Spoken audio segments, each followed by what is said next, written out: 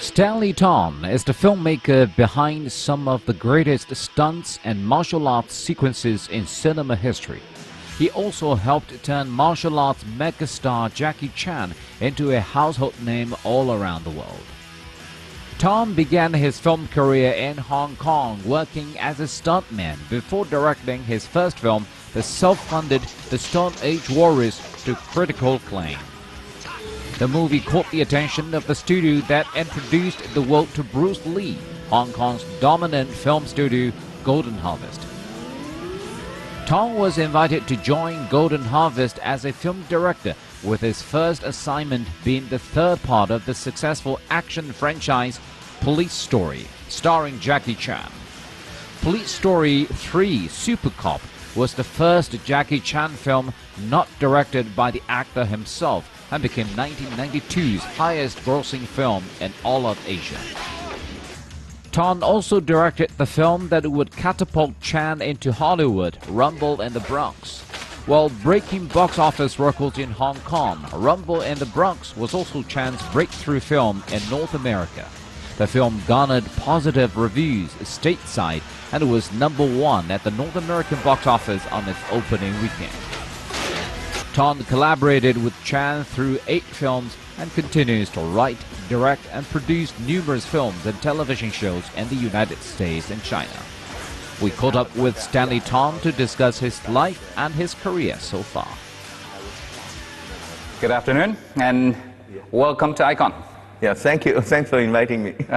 So what is it like to be working with Jackie Chan, especially when you first started your directing career?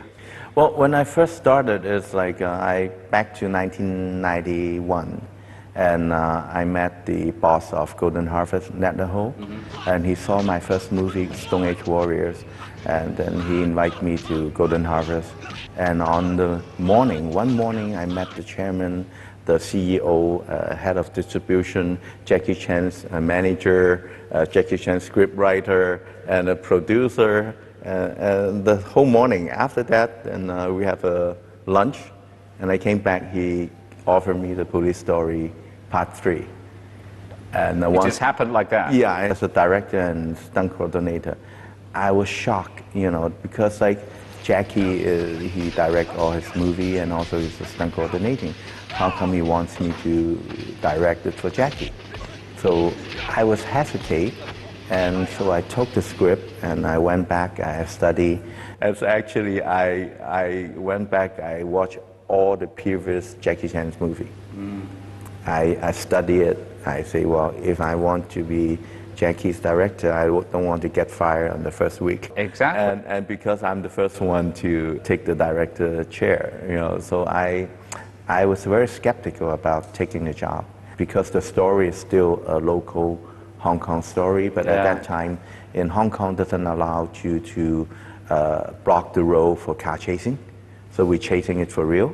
And they don't allow you using firearm, the gun shooting. We all shoot and run and the explosion. So we don't have police support.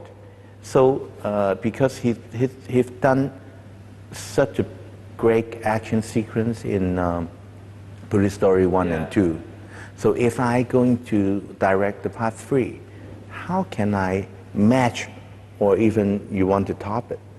And so I used to make movie in Malaysia and Thailand when I was a stunt coordinator. And they help you to block the road, helicopter, tanks, and firearms. They even let you have the real bullet to shoot. So wow, that's a very good environment, to work on.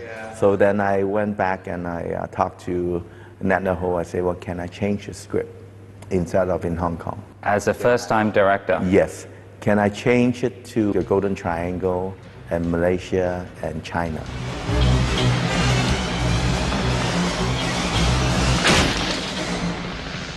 I'm glad Nat Ho listened to why I want to change it, and he agreed. And then after that, I told Jackie, and Jackie agreed.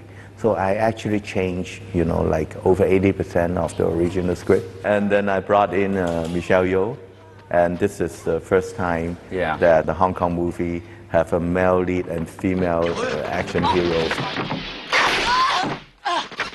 帶你嚟噶咯。論盡啦！你先論盡啦！睇有咩用得？你槍冇子彈嘅。喂，接住！有幾入？有時間坑你空夾啦噃！佢講咩？我都唔知啊！我諗佢唔敢開槍㗎。而家我數1、2、3，大家要等手打。1、2、3。講咩？咁。你聽唔到我格格爾等咩？下次講嘢講清楚啲啦！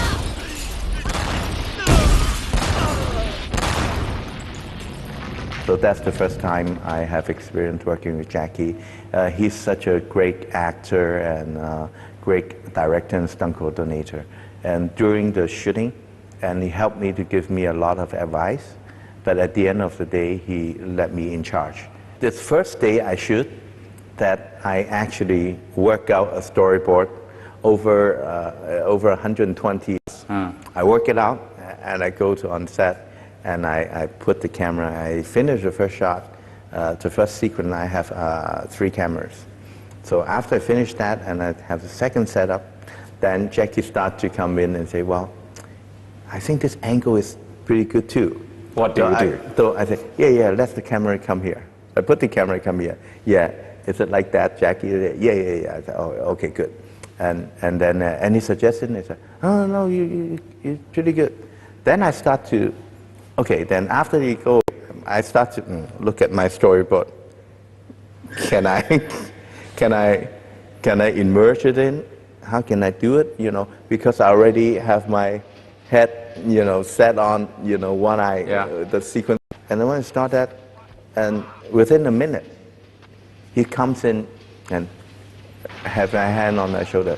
Stanley, don't worry, you know, I will give you a suggestion, you know, throughout the movie, but you're going to decide whether you like it or not. If you don't like it, don't use it. If I want you to listen to me, I have many people work with me all this year, they will listen to me. I want to work with you because I want to see your stuff. Wow. Yeah, because I never worked with him before. Exactly. I mean, sometimes it's rather difficult for a young director to be working with the A-list star, especially with Jackie Chan. Yes. I mean, no matter who the director is, there's always a Jackie Chan movie. Yes. I mean, that's sometimes a tremendous pressure on new director. Yes, it's very hard because I was a young director. He already a big star. And I love his film. I also watched his film growing up. And I never dream of, even think of, I will be working with him as his director, you know.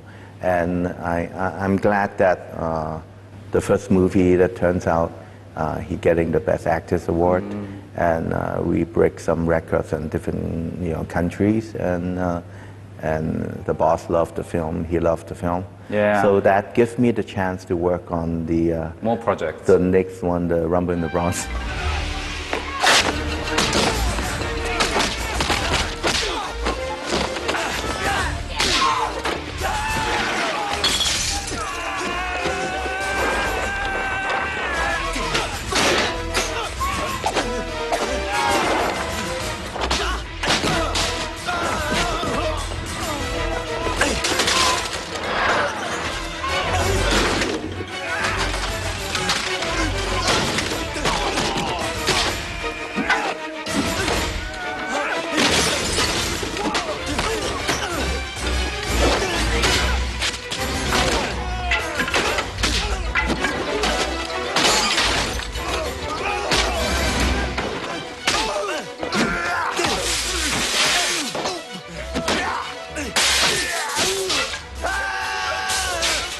What I like to work with Jackie is not just learn how to make films. It's learning the manner, attitude, and how to treat people. This is do so much charity work. You know, you have so much to learn from him. He's like my mentor, like my big brother. You know, all this year we've been working very closely together. I was very blessed as a stunt coordinator and director, being able to work with Jackie Chan, you know, and all this year, and I'm still working with him.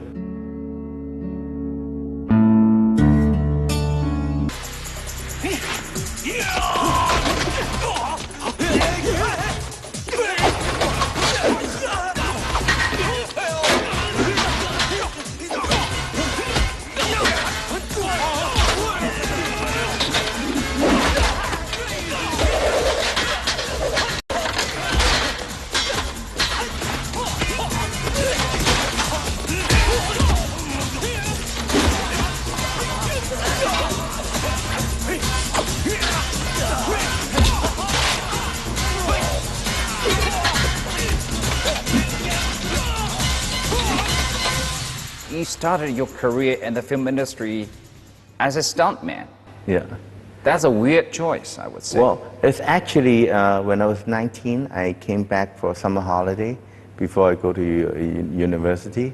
And my sister is an actress. Yes. And my brother-in-law is a director and actor. So I went to Shaw Brothers Studio and watched their filming. And the best stunt coordinator, Liu Jialiang, he did Drunken Master 2 and many movies before that. And being introduced, you know that I'm learning home boxing, which he is the master of home boxing. He asked me, will you learn that? Well, show me your form. So then I do the tiger and crane. So I do this and do that. And after you watch it, wow, you're doing pretty well. I said, where you learn from? I learned from classmate. I said, your classmate? I said, yeah. And I also a gymnast in school. I track and field and the swimming team. I said, well, I think you can, be an actor. But if you want to be an actor, then you have to start as a stuntman like Jackie Chan, like Sammo Hung. To start as a stuntman, to learn to be an actor. Yeah, to learn how to real fight, and also how to fight in front of the camera. But what did you have in mind at the time? At that time, because the reason why I learned Kung Fu, martial arts, is because of Bruce Lee. Bruce Lee. Yeah, I'm a big fan of Bruce Lee. Yeah. I was glad. I want to be an action star like him at the beginning. But after I worked as a stuntman, for the first 3 years, I broke my shoulders, cracked my ribs, and my backs, and I have many stitches on both of my legs. And I realized that working as a stuntman, that I might get killed soon, or paralyzed or whatever. Yeah. And because the better you are, the stunt coordinator will ask more. That's right. So then after the 3 years, I find out I was a little bit shy being an actor, if I want to be. Yeah, being an actor, sometimes you have to be an outgoing guy. Yeah, outgoing. Not only outgoing, but you always want to show off yourself. Like taking pictures, having pose, and doing makeup and everything.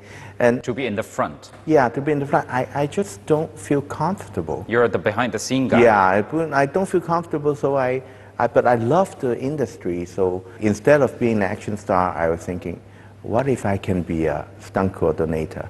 Because at that time in Hong Kong film, stunt coordinator is like bigger than the director. They pay big, but they pay better. Oh, yeah. They have more respect on set because there are a whole group of stuntmen behind them. So my bodyguard. Yeah. So my dream is like from a stuntman to become a stunt coordinator, and to become a stunt coordinator, then I know I have to learn how the camera works, and I have to learn how to tell the story, to have the coordinate fight.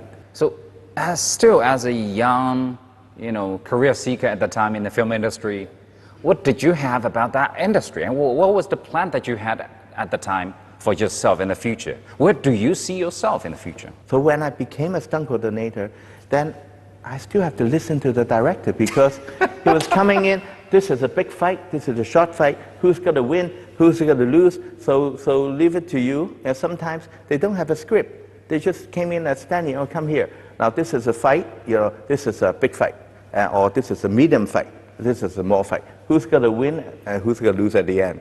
Okay, goodbye. Then he's gone. So then I realized that, well, I want to be a director. After I became a director, then I realized the investor and the producer also have a say. Then I start to realize that, well, I need to be a producer, And so I started my own company in 1990.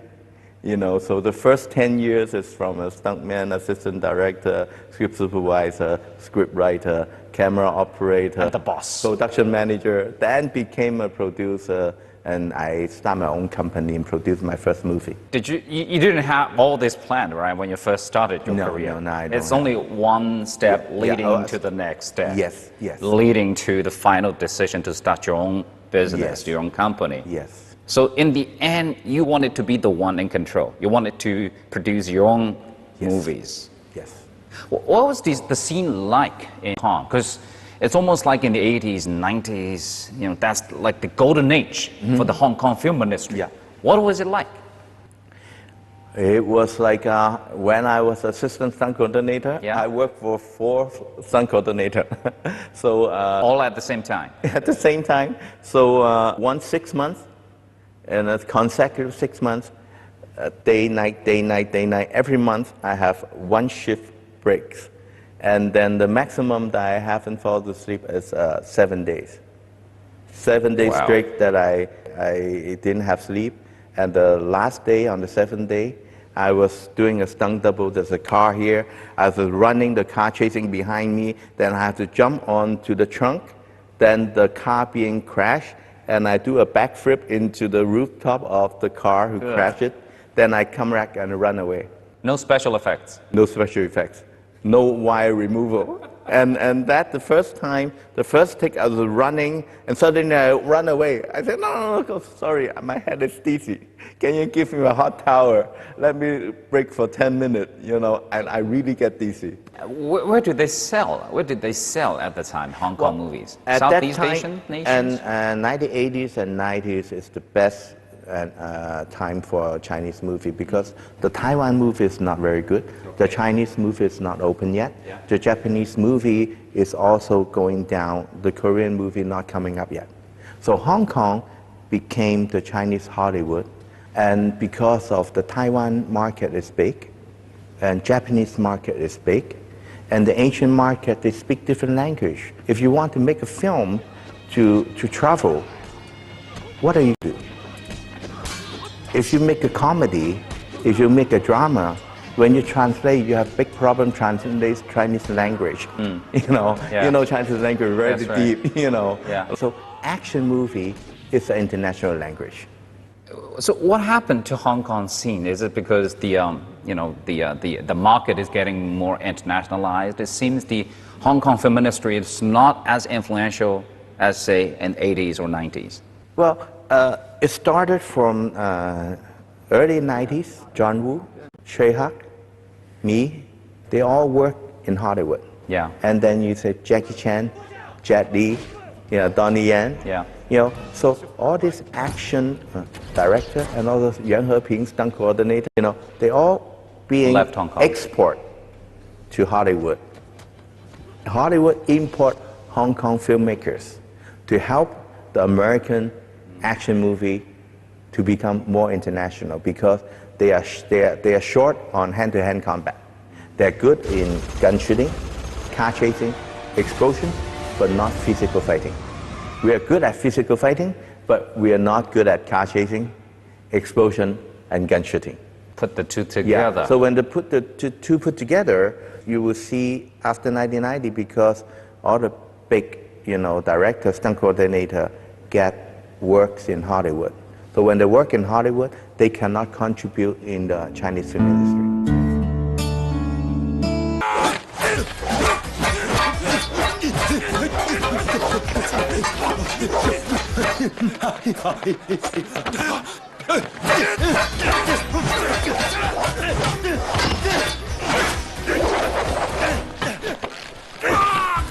Everyone is saying the market is booming in China. What about the younger generation of directors or filmmakers or producers? When I try to produce a movie with a young director, so the young director, when I interviewed him and talked to him, and he just make the internet movie, and then he start to tell me he's working on this project, working on that project, and my company is gotta be the first, you know, getting money to invest in his company, and they have a plan to go IPO in a couple of years. And I was thinking, what? You know? What's the game like now these days? Yeah, people making movie is trying to be IPO. Be IPO. It's not trying to make a movie A good movie.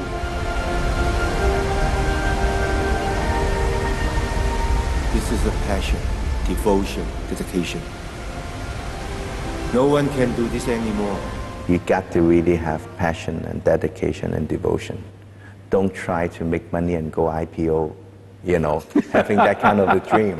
I can Movie is flip movie. how many movie is movie. Try to tell a good story, make yourself, be a true filmmaker, And we need money to create our dreams, but remember, you are making a movie. What do you think of this phenomenon now that is happening in the Chinese market? I mean, the industry is booming in China. Yeah. If we have a big market, that we have all the theaters, we are #1 theaters in the world, over 40,000, screens, and if you keep building that, but if your production cannot be international or cannot match with Hollywood movie, then all the market that you build is training up the audience to fit Hollywood movie. Hollywood movie. All the big time slot that it will fill in with all the big Hollywood movie.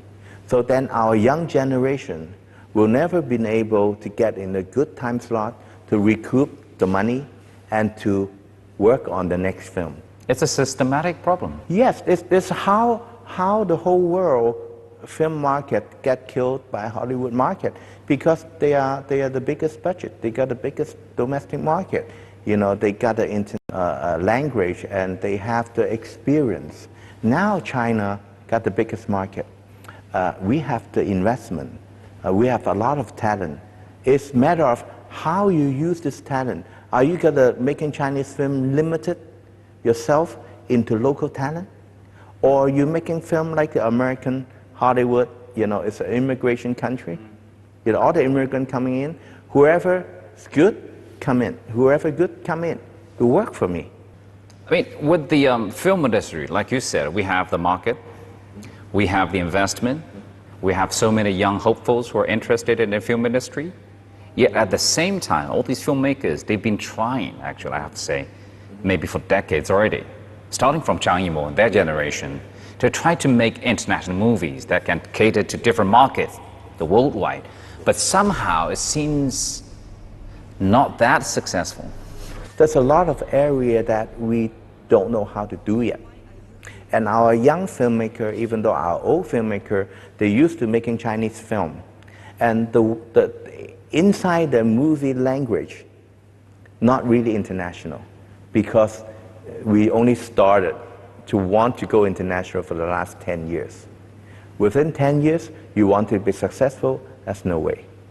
It takes time, the people to learn, not only the director, the writer, the producer, the production designer, the actor as well.